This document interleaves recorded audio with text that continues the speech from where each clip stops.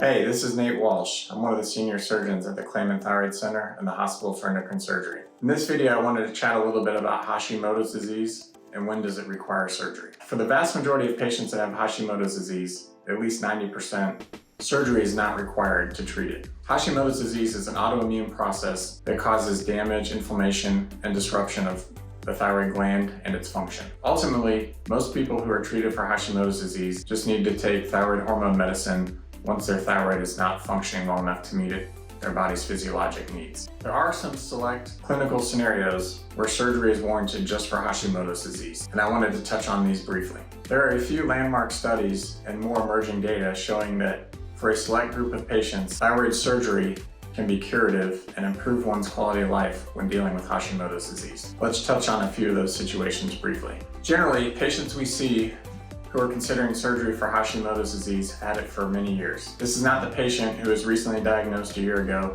and just started on thyroid hormone medicine 6 months ago. Generally speaking, most patients seeking potential surgical management of their Hashimoto's disease have had the disease for 10 or more years. There is a small, select subset of patients who cannot manage or treat their Hashimoto's well, even with optimal medical therapy. Generally speaking, in these scenarios, the patient is on thyroid hormone medicine and has two different problems. The first small subset of patients are taking a thyroid hormone medicine or multiple thyroid hormone medications and cannot seem to get their thyroid levels or dosage of the medications stable and to the point where they feel well the majority or all of the time. In these situations, the dose of their medicine is constantly fluctuating up and down every few months or every year or even multiple times a year. These fluctuating doses of thyroid medicine or the medications also fluctuate with the patient's thyroid hormone levels and their symptoms. So they're not able to balance out the thyroid medicine to where their thyroid hormone levels are good and has them feeling optimal from a health standpoint. In these scenarios,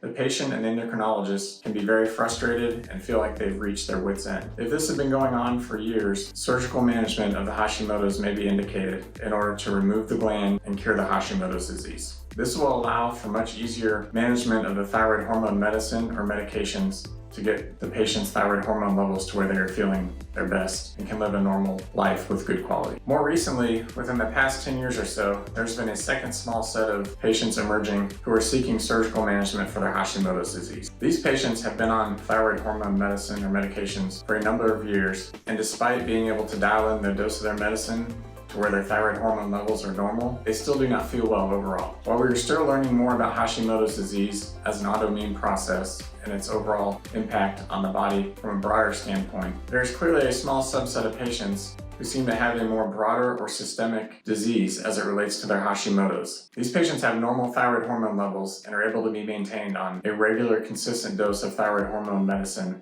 and yet they still do not feel well overall. In these select and rare clinical scenarios, removing the thyroid with an expert thyroid surgery can help these patients feel better and make it easier to improve their quality of life. In a couple of landmark studies out of Europe in the past 10 to 15 years, surgical management for Hashimoto's disease was clearly shown to be effective and efficacious. In these studies, patients across the board reported improvement in their symptoms and quality of life, and many reported resolution of some of their symptoms that were attributed to their Hashimoto's disease. For more information about Hashimoto's disease, thyroid surgery, and our center, please visit thyroidcancer.com.